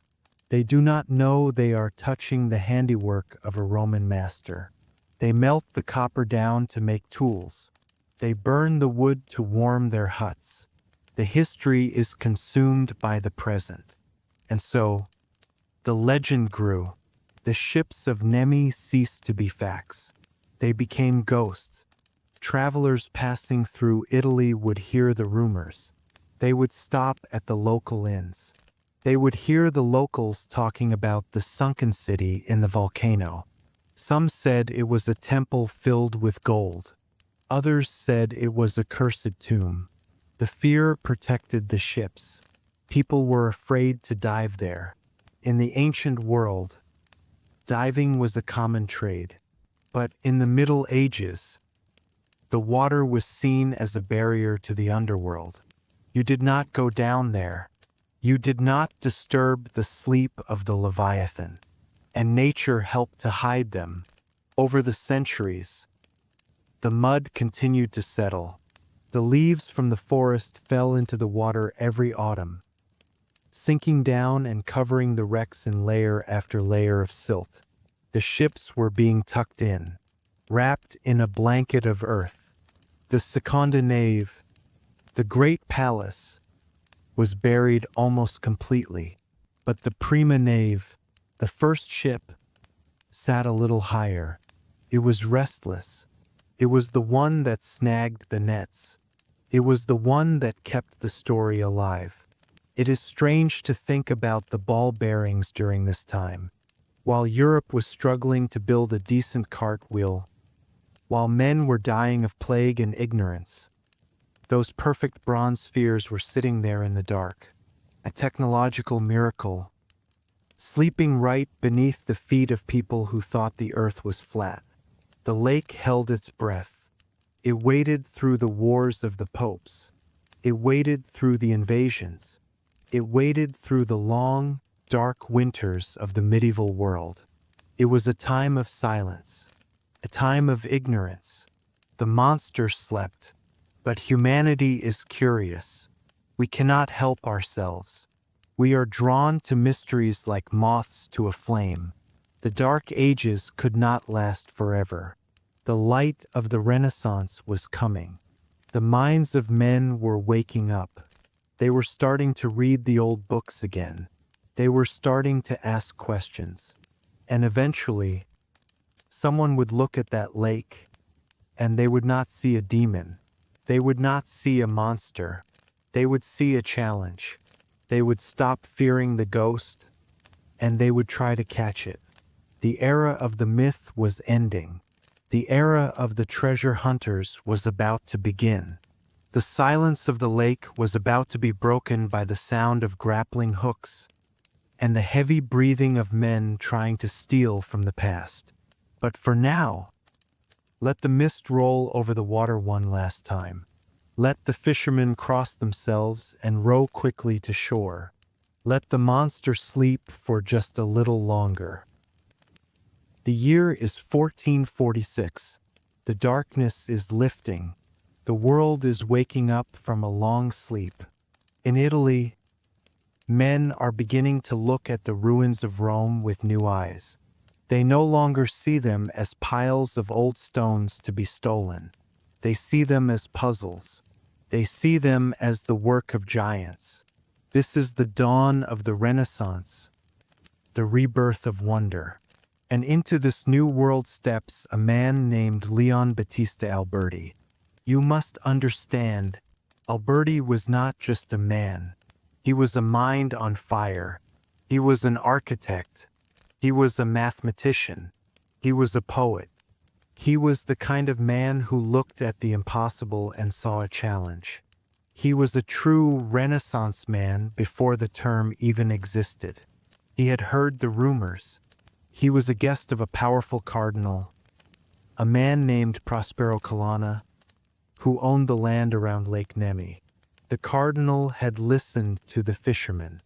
He had heard the stories of the wooden demons and the snag nets.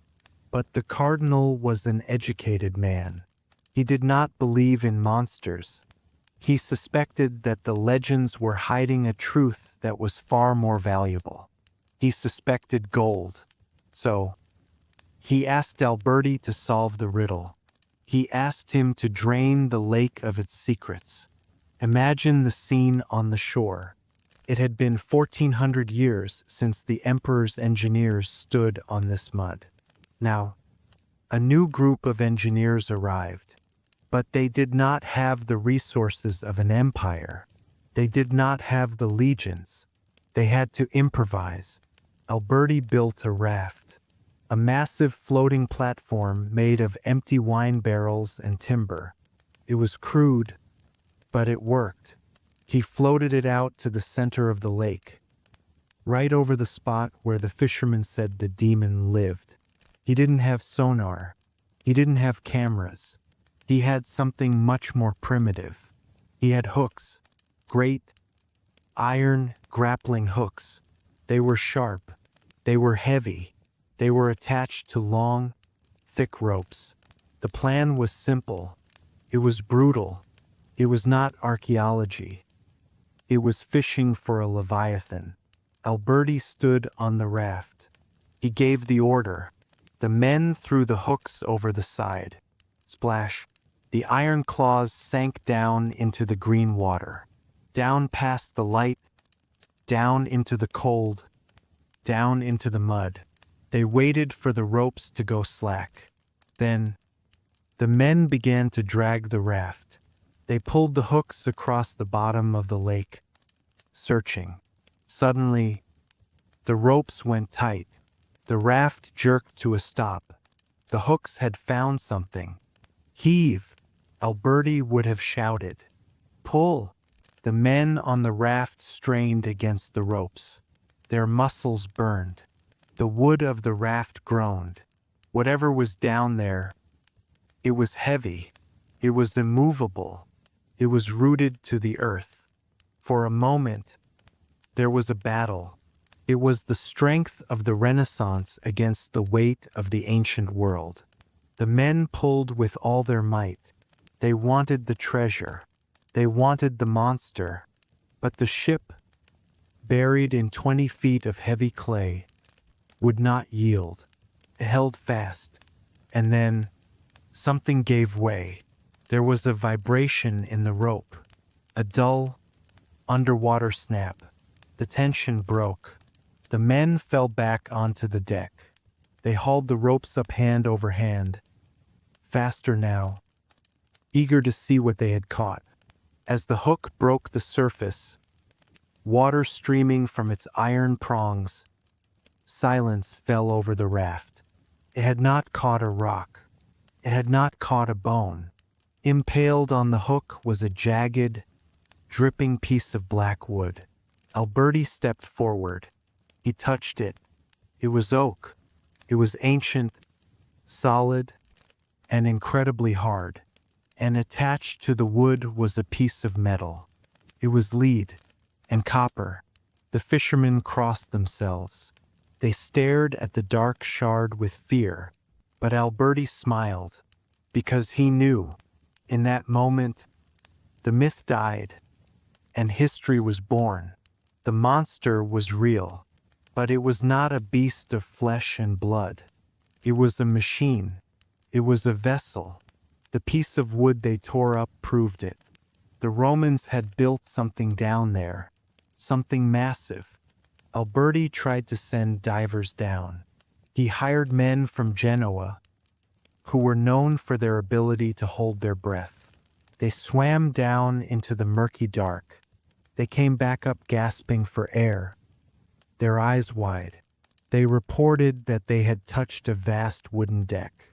They said it felt like a city under the water.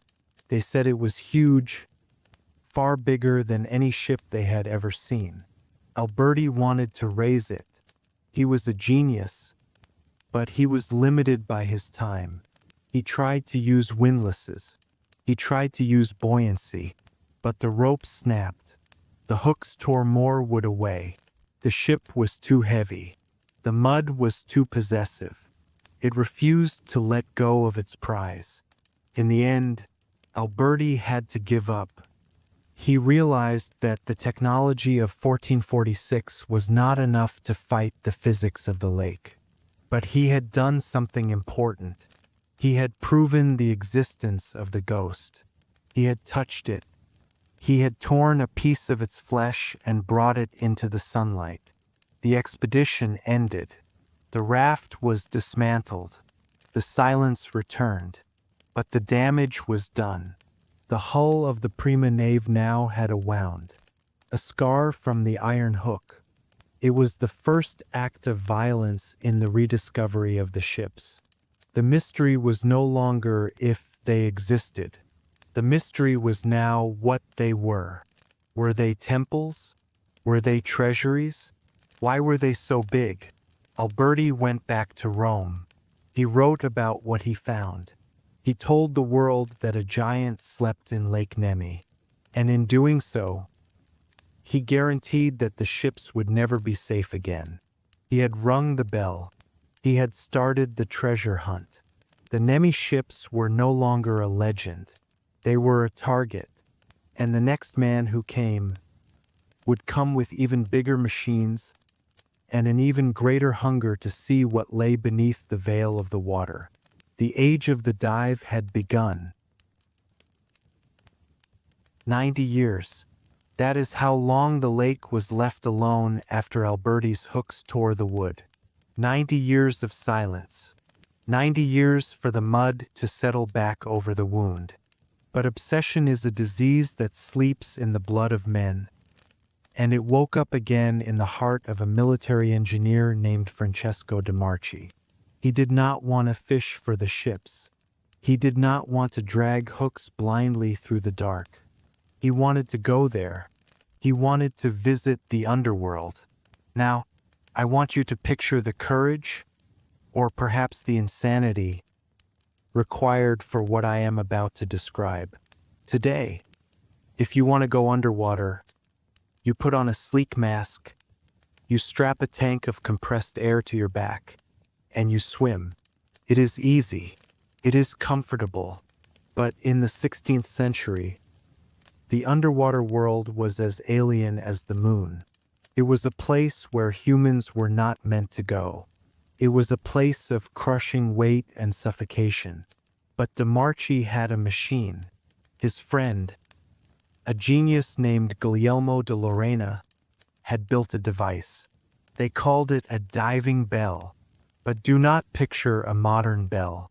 Picture a barrel, a wooden cask made of oak, reinforced with iron hoops, just like the ships themselves. It was small. It was cramped. It was open at the bottom, like an overturned cup, relying on the air pressure to keep the water out. Imagine standing on a barge in the middle of the lake. The sun is hot on your back. The birds are singing. And in front of you sits this wooden coffin. DeMarchi strips off his clothes. He crawls underneath the heavy oak rim. The space inside is tight. Smells of tar, damp wood, and stale air. He hunches his shoulders. The wooden shell rests heavily on him. There is a tiny window, a piece of glass no bigger than the palm of your hand, set into the wood near his face. That is his only connection to the world of light. He gives the signal. The men on the barge begin to turn the winch. The rope tightens, and Francesco DeMarchi is lifted off the deck, dangling inside his wooden shell, and then lowered into the water. The darkness takes him instantly. Let us go down with him. Let us feel what he felt. The first thing you notice is the sound. The noise of the surface world, the wind, the voices of the crew is cut off instantly. It is replaced by a deep, heavy silence. The only sound is your own breathing, loud and ragged in the small space. How, and the creaking of the wood as the water pressure builds. The light changes. It shifts from the bright blue of the sky to a pale turquoise, and then, as you sink deeper, into a thick, sickly green. This is the algae, the bloom of the lake. It is like descending into a cloud of emerald smoke. You cannot see your own feet dangling below the rim of the barrel. You can only see the murky water rising up to your chest. The air inside the bell begins to get hot. It gets thick. You are breathing the same air over and over again. The carbon dioxide is building up. Your head starts to throb. Your heart beats faster. Thump, thump, thump. The pressure on your ears is agonizing. Feels like needles are being pushed into your skull. This is true claustrophobia. You are trapped in a tiny bubble of air, suspended by a single rope, in a world that wants to kill you. If the rope breaks, you die. If the barrel tips, you die. And then, the descent stops. DeMarchi peers through the tiny glass window. He wipes the condensation away with his nose because his hands are busy holding the supports. He squints into the gloom. At first, he sees nothing, just the swirling green fog of the deep lake. But then, his eyes adjust. The shapes begin to resolve, and he screams, or perhaps he gasps, because they're looming out of the darkness right in front of his face is a wall. It is not a rock. It is a structure. It is massive. It rises up like a cliff face in the underwater twilight. He signals the men to lower him further. He drifts down along the side of the ghost. He sees the wood. It is black, preserved perfectly by the lack of oxygen. He sees the beams, thick as tree trunks. He sees the masterful joinery of the Romans. He is the first human being to look at the Nemi ships in 1500 years. He drifts over the deck. It is a landscape of ruin. He sees the phantom deck stretching out into the darkness, disappearing into the gloom. It looks like a sunken battlefield. The mud covers everything like a gray blanket, but sticking out of the mud are the bones of the palace. He sees tiles. He sees pieces of bronze. He sees the heavy beams that once held up the temple of Diana. The atmosphere down there is heavy with history. It is a graveyard, but it is a graveyard that has not decayed. It is frozen. DeMarchi reported that the wood was so hard, so solid, that it felt like stone. He tries to work. He reaches out from under the rim of the barrel. The water is freezing cold. His fingers go numb. He tries to tie ropes to pieces of the wreck. He wants to bring proof back to the surface. He finds a beam. He struggles with the knots, his brain foggy from the bad air. He manages to secure a line. He tugs it, but the ship is jealous.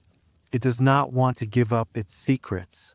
DeMarchi stayed down there for as long as he could. Imagine the terror of those minutes. The air running out, the light fading, the sheer size of the thing beneath him making him feel like an insect. He realized then what Alberti had suspected. These were not just boats. These were monsters. They were far too large to ever be raised by ropes. He signaled to be pulled up. The ascent is dizzying. The green light brightens. The pressure releases its grip on his head. And then, finally, he breaks the surface. The fresh air rushes into the barrel. The men haul him onto the deck, shivering, pale, and bleeding from the nose and mouth. He collapsed on the barge, but in his hand, or tied to his ropes, he had pieces. He brought up wood. He brought up bronze nails. He brought up tiles. He told the world what he had seen. He described the phantom deck in the green light. He described the vastness of the hull. He confirmed that the legend was physically real. But he also confirmed something else. He confirmed that the ships were dying. By going down there, by disturbing the mud, he had let oxygen in. He had let new bacteria in. And by tearing pieces off, he was slowly destroying the very thing he loved. The diving bell was a marvel of the 1500s. It allowed a man to walk in the garden of the ghost. But it was also a curse, because now everyone knew the treasure was there, and everyone knew that it was just out of reach. The lake settled back into silence. The ripples faded, but the ships shuddered in their grave. They had been touched again. The humans were getting closer. The technology was improving. The barrel would become a helmet. The helmet would become a suit. And eventually, the water itself would be the enemy.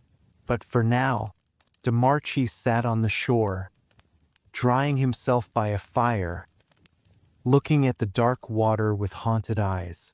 He had seen the Emperor's dream, and he knew, deep in his soul, that it was waiting for someone to set it free. The world moves faster now. We have left the wooden barrels and the iron hooks behind. We have arrived in the age of steam, of industry, and of arrogance. It is 1895. The 19th century is coming to an end. Man has conquered the globe. He has mapped the jungles of Africa. He is building skyscrapers in America. And he feels that everything, absolutely everything, belongs to him. In Italy, the government gives permission for a new attempt on the lake. But this time, it is not a scientist leading the charge. It is not an architect like Alberti or a soldier like DeMarchi. It is a merchant. His name is Eliseo Borghi. He is a man of business. He deals in antiques. He knows that the museums of Europe are hungry for Roman gold. He knows that rich collectors in London and New York will pay a fortune for a piece of an emperor's dream. To him, the Nemi ships are not a mystery to be solved. They are a warehouse to be emptied. He hires a professional diver. And now, we see the classic image of the deep, the heavy canvas suit, the massive copper helmet with the round glass faceplate, the lead-weighted boots that allow a man to walk on the bottom of the lake as if he were walking on the moon. The diver is connected to the surface by a long rubber hose. Up on the barge, men are pumping air by hand. Whoosh, whoosh, whoosh. The lifeline of breath. The diver descends. He sinks through the green algae. He lands softly in the mud. He is heavy. He is strong. He is not afraid of the wooden demons. He carries tools, crowbars, saws, hammers. He walks along the length of the prima nave. The mud is deep here, covering almost everything. But Borgi has told him where to look. He is looking for the jewelry of the ship. He reaches a long wooden beam that is sticking out of the silt. He wipes his heavy glove across it. A cloud of dirt puffs up into the water. He waits for it to clear, and then an eye opens in the darkness. It is not a human eye. It is the eye of a beast. The diver wipes away more mud, and there, staring back at him, is a face. It is a lion, a magnificent, snarling lion. It is made of solid bronze. It has a ring in its mouth. The craftsmanship is breathtaking. You can see the individual hairs of the mane. You can see the whiskers. You can see the power in its jaw. It is a mooring ring, a simple tool used to tie up ropes. But Caligula, in his obsession, did not want a simple iron ring. He wanted art. He wanted the ship to look back at you. The diver signals the surface. He has found the treasure. But now comes the tragedy. The lion head is attached to a massive oak beam. It is part of the ship's structure. It is pinned deep into the wood with long bronze spikes. It was built to stay there for eternity. The diver cannot gently remove it. He does not have the time or the delicacy. He takes his crowbar. He wedges it behind the lion's head, and he pulls. Imagine the sound underwater, the groan of the wood, the screech of metal on metal, the wood splinters, the ancient oak, which has survived for 2,000 years, is torn apart. The diver puts his boot against the beam and heaves. Crack. The lion head comes free, but he leaves a wound behind. He leaves a jagged, broken hole in the side of the ship. He puts the heavy bronze head into his basket and signals to be pulled up. On the surface, the excitement is electric. As the bronze lion breaks the water, it glitters in the sun. The green patina of age makes it look even more noble. Borgi is delighted. This is what he came for. This is the proof. This is the money. He sends the diver down again and again. They find more. They find a wolf's head, fierce and wild, with its ears flattened back. They find a Medusa, with snakes for hair, her face frozen in a silent scream. They find the head of a leopard. These artifacts are masterpieces. They are some of the finest Roman bronzes ever discovered. They prove the incredible luxury of the ships. They prove that these were not just barges. They were floating galleries. But the cost of recovery is high. To get the wolf, they smash a bulwark. To get the Medusa, they saw through a railing. To find the smaller items, they dig blindly into the mud, disrupting the layers of history that had settled so perfectly over the centuries. It was a looting. It was legal. Yes, the government had signed the papers, but it was a looting nonetheless. They were stripping the corpse of its jewelry. The diver brought up other things too. He brought up sections of the floor, beautiful mosaics made of colored glass and stone. But as they were hauled up to the dry air, the wood they were glued to began to shrink. The glue failed. The mosaics cracked and fell apart. The beautiful patterns, which had survived the water, were destroyed by the air. Borgi didn't care about the floor. He cared about the bronze. The collection grew. The lion, the wolf, the leopard. They were cleaned up. They were put on display. The world gasped. Newspapers in London and Paris ran headlines. The treasure of Caligula found. The pleasure barges of the mad emperor. People flocked to see the faces of the beasts. They marveled at the detail. They looked into the eyes of the lion and felt a connection to the ancient past. But the archaeologists, the true historians, they were horrified. They saw what was happening. They saw that the ships were being torn apart piece by piece. They realized that if this continued, there would be no ship left. There would just be a pile of bronze heads in a museum and a pile of splintered wood at the bottom of the lake. The ship was a structure. It was a context. To tear a piece off was to destroy the story. The outcry was loud enough that the government finally stepped in. They ordered Borghi to stop. They realized that the treasure was not the bronze. The treasure was the ship itself. But the damage was done. The Prima Nave had been assaulted. Its railings were broken.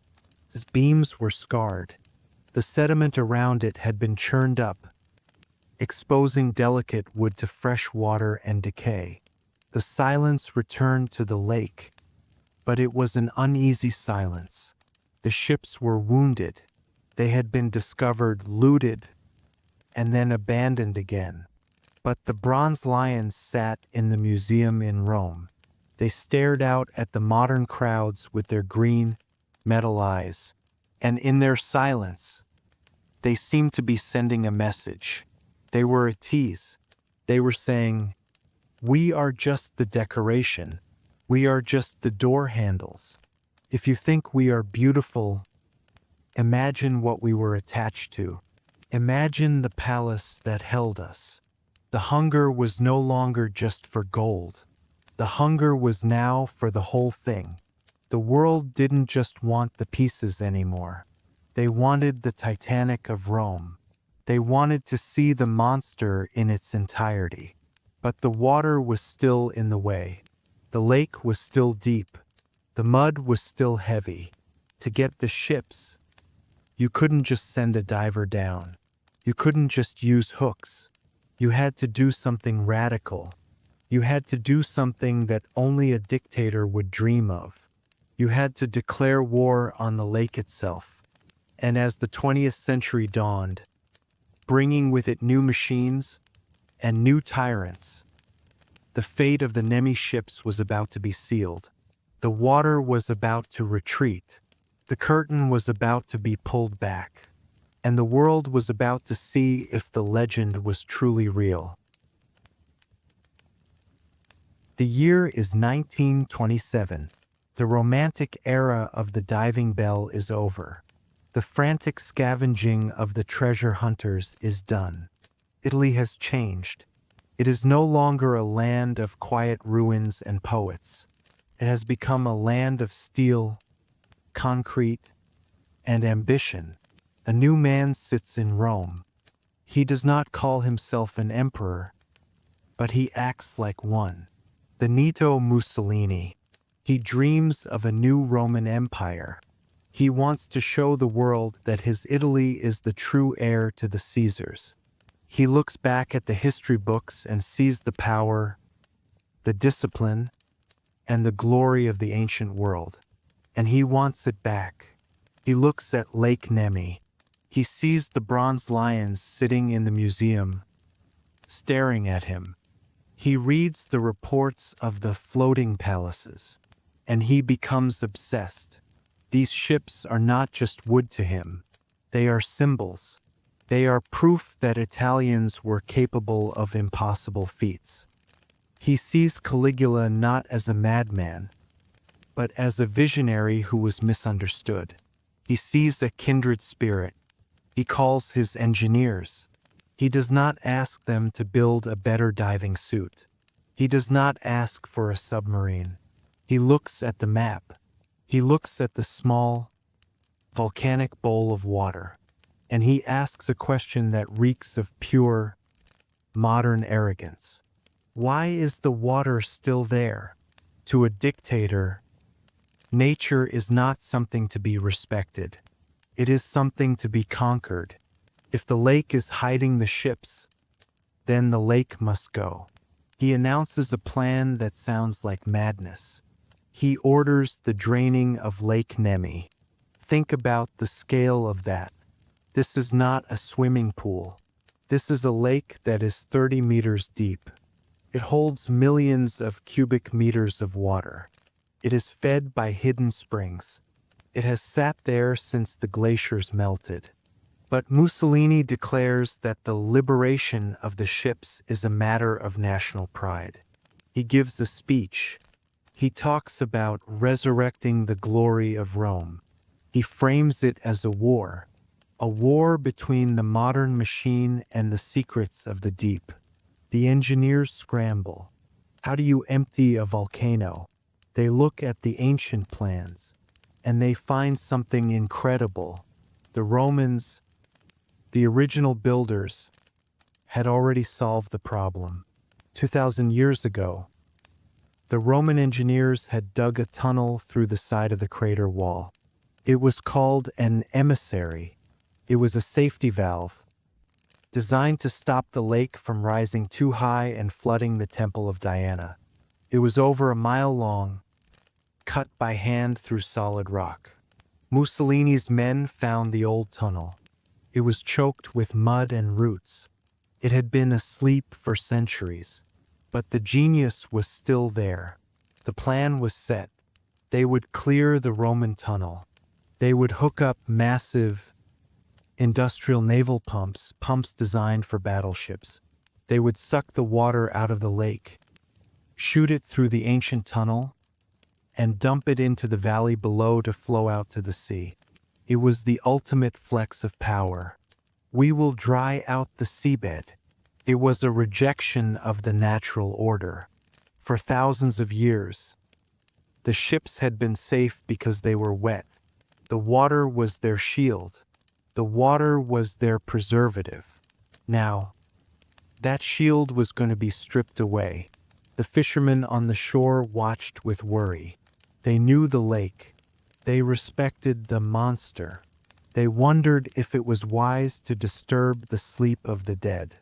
They wondered what would happen when the dry air touched the wood for the first time in 2 millennia. But the order was signed. The pumps were shipped from the industrial north. The giant iron pipes were laid down the crater walls. The electric cables were strung through the sacred woods of Diana. The quiet sanctuary was turned into an industrial zone.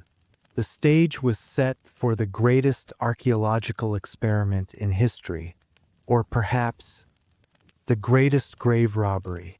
The dictator wanted his toy, and he was willing to turn the landscape inside out to get it. The machines arrived. The switch was about to be thrown, and the water, the dark, protective water, was about to be defeated. The lake was about to die, so that the ships could live. October 20th, 1928. The day the silence ended. A crowd had gathered on the rim of the volcano. Officials in black coats, soldiers in uniform, and the engineers standing nervously by their machines. The Prime Minister of Italy stood before a large electrical panel. He reached out, and he pressed a button. A deep, guttural roar filled the valley. For massive naval pumps, bolted to concrete platforms on the shore, shuddered into life. The ground vibrated. The birds scattered from the trees in a panic. And water, millions of gallons of water, began to rush into the giant pipes. The draining had begun. But this was not a quick process.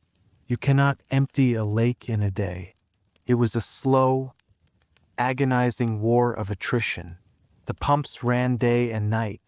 Thrum, thrum, thrum. a constant, low-frequency vibration that became the heartbeat of the valley. For the first few weeks, nothing seemed to happen. The lake looked the same. The skeptics began to whisper. They said the springs were filling it up as fast as the pumps were draining it. They said the project was a failure. But then, the shoreline began to move. Slowly, inch by inch, the water receded. A ring of mud appeared around the edge of the lake.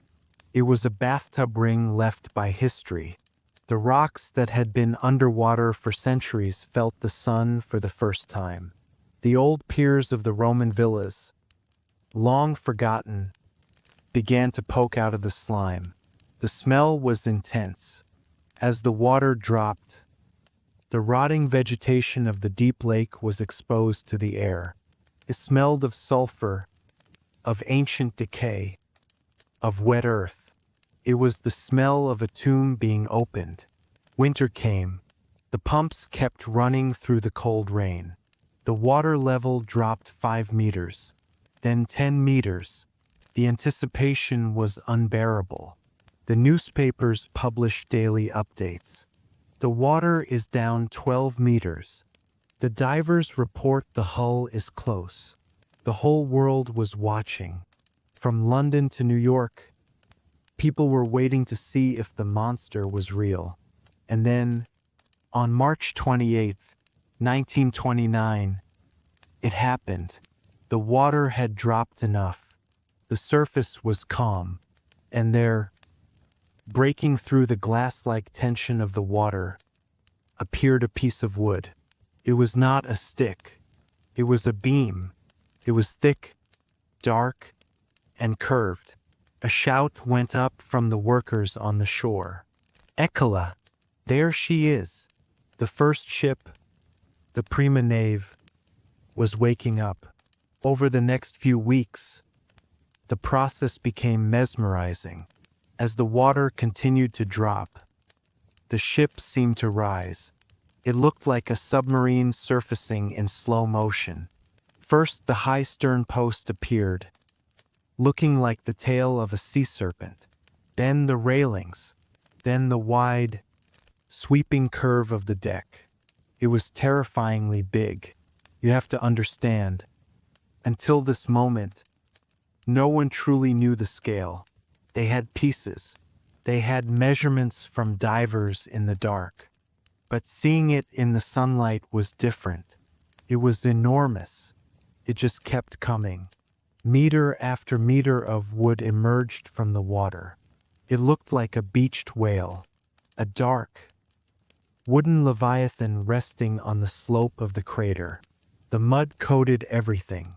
The ship was draped in a thick layer of gray silt.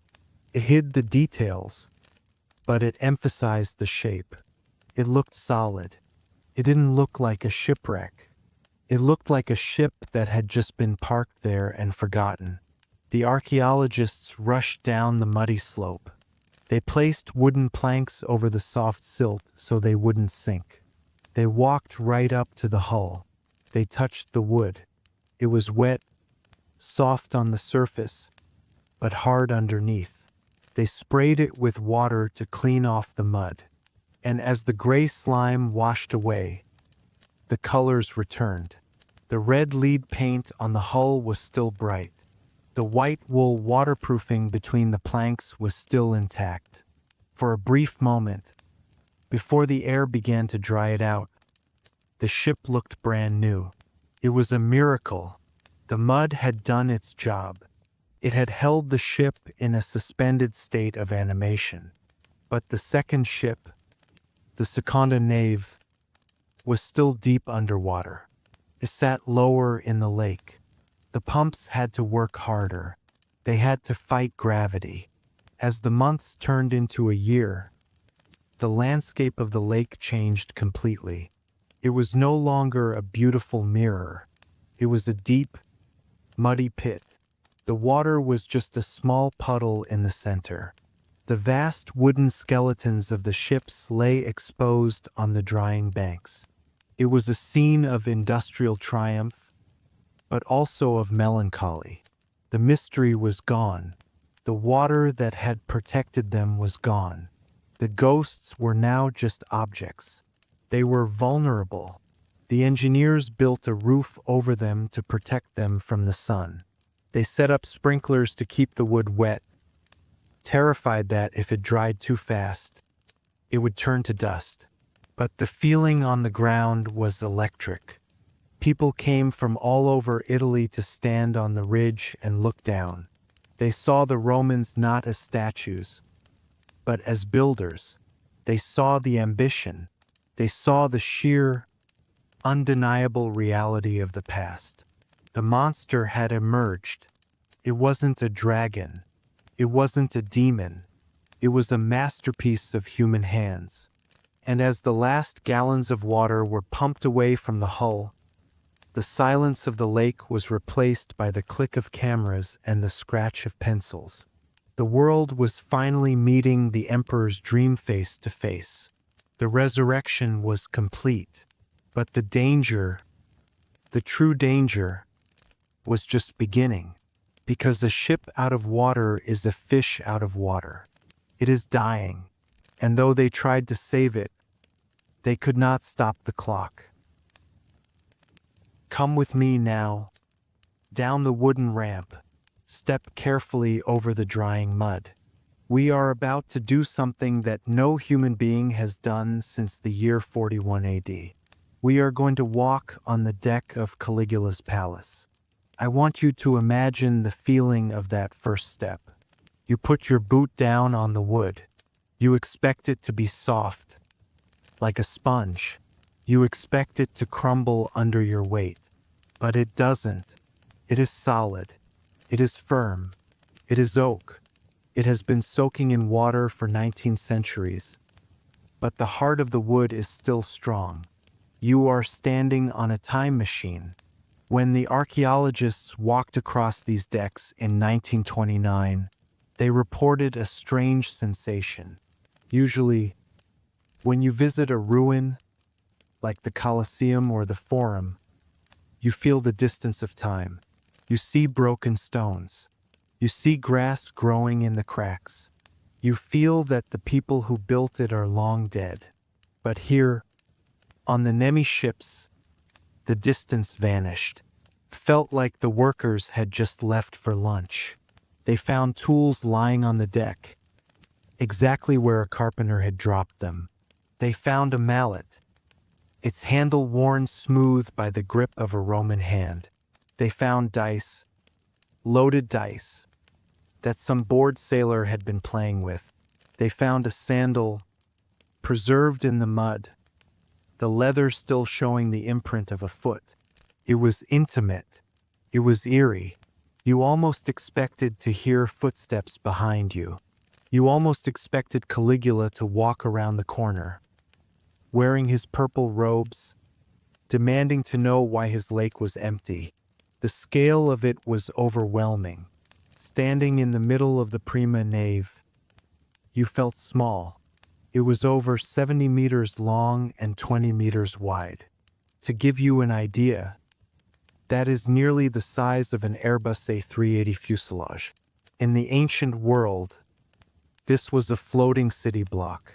And as they swept away the last of the mud, the genius of the engineering became undeniable. They found the anchors, and this was a shock to the naval historians.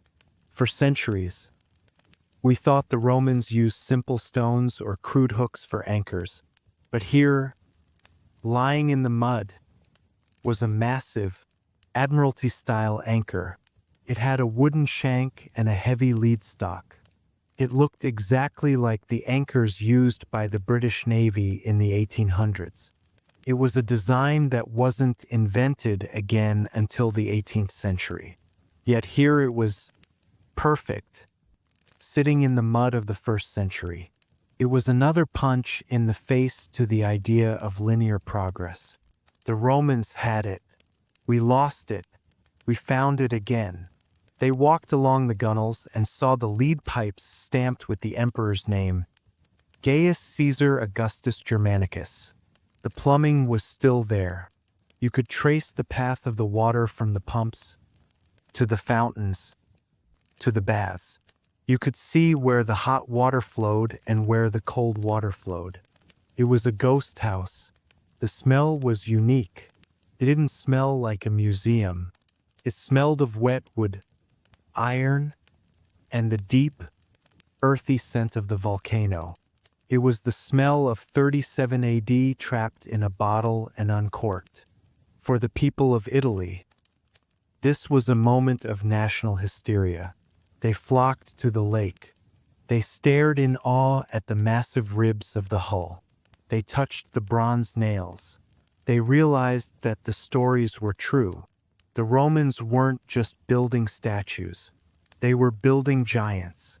It was a resurrection. The dead had returned to tell their story. The mud had surrendered its prisoner. But there is a sadness to a resurrection. Because when you bring something back from the dead, you expose it to the world that killed it. The ship was safe in the dark. Now, it was out in the open. It was under the sun. It was under the eyes of a volatile world. The archaeologists worked fast. They built a massive hangar over the ships, a museum.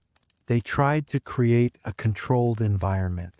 They sprayed the wood with preservatives. They treated the metal. They tried to freeze time again. But the spell was broken. The mystery was solved. The monster was just a ship. A beautiful, incredible, impossible ship, but a ship nonetheless. It was no longer a myth living in the imagination. It was wood and nail. And as the 1930s rolled on, and the clouds of a new war began to gather over Europe, the ships sat in their new glass house on the edge of the lake. They were a testament to the past, but they were sitting in the path of a very dangerous future. They had survived the worms. They had survived the water. They had survived the looting. But they were about to face the one thing that destroys history faster than anything else: fire. So, they built them a house. It was not a simple shed. It was a cathedral on the shores of the lake, right where the mud had once hidden the treasure. The Italian government constructed a massive museum. It was made of concrete and glass. It was modern. It was strong. It was built to last for 1,000 years. Inside, the space was vast. It had to be. It had to hold 2 floating palaces. The prima nave and the seconda nave were placed side by side, resting on heavy wooden cradles. For the first time in history, you could see them in their entirety. You didn't have to dive. You didn't have to hold your breath. You could just walk in. They built elevated walkways around the hulls. You could walk along the gunnels and look down onto the decks. You could look closely at the joinery. You could see the scars left by Alberti's hooks and Borghi's divers. You could see the empty holes where the bronze lions used to be. It was a time of peace, a time of wonder, for a few short years, from the late 1930s to the early 1940s. This museum was the center of the archaeological world. Scholars came from everywhere. Men with gray beards and spectacles stood on those walkways and shook their heads. They had to rewrite the history books. Before this museum opened, historians thought they knew the Romans. They thought they knew the limits of ancient technology. They said, the Romans didn't have complex machines. They didn't have industrial pumps. But the silent ships screamed the truth. The visitors would point at the anchor. Look at that, they would whisper. That is a modern design. They would look at the plumbing. Look at the valves. They are exactly like ours. The ships were not just artifacts. They were teachers. They taught the modern world that arrogance is foolish. They taught us that we are not the first people to be clever. It was a golden age for the ships. They were clean. They were treated with chemicals to stop the rot. They were safe from the rain, safe from the sun, safe from the worms. School children would come on field trips. Imagine being a 10-year-old boy in 1938. You walk into this giant hangar. The air smells of polish and old wood. You look up, and there, towering above you, is a ship that belonged to a mad emperor. It is real. It is huge. You can touch the wood that Caligula touched. You can dream of the purple sails and the music. It felt permanent. Everyone thought the story was over. They thought the ships had won. They had survived the water, the mud, and the looters. Now, they were encased in concrete. They were protected by guards. They were national treasures. Nothing could hurt them now. The lake outside was allowed to refill. The pumps were turned off. The water rose back up, covering the mud banks, covering the cradle where the ships had been found. The monster was no longer in the lake. It was in a cage, a beautiful, safe glass cage. But history is cruel. It gives with one hand, and it takes with the other. While the ships sat safely in their museum, the world outside was going mad again. The same arrogance that led Caligula to build the ships, and the same arrogance that led Mussolini to drain the lake, was now leading Europe into a firestorm. War was coming, not a war of swords and shields, but a war of bombs and artillery. A war that did not care about history. A war that did not respect museums. The ships sat there, silent and proud. They did not know that the sky was darkening. They did not know that the concrete walls of their new home offered no protection against the fury of modern weapons. They were enjoying their brief moment in the sun. They were enjoying the admiration of the crowds. It was the calm before the storm. The final act of the tragedy was approaching, and it would not come from the water. It would come from the fire. The safety of the museum was an illusion, and the ships, which had waited 2,000 years to be found, had only a few years left to live. And now, we come to the end. We come to the night where history burns. It is May 31st, 1944. The world is at war. The Italian campaign is raging. The Allied forces are pushing up from the south, fighting for every inch of ground. The German army is retreating, digging in, and fighting back. The Alban Hills, the peaceful sanctuary of Diana, has become a battlefield.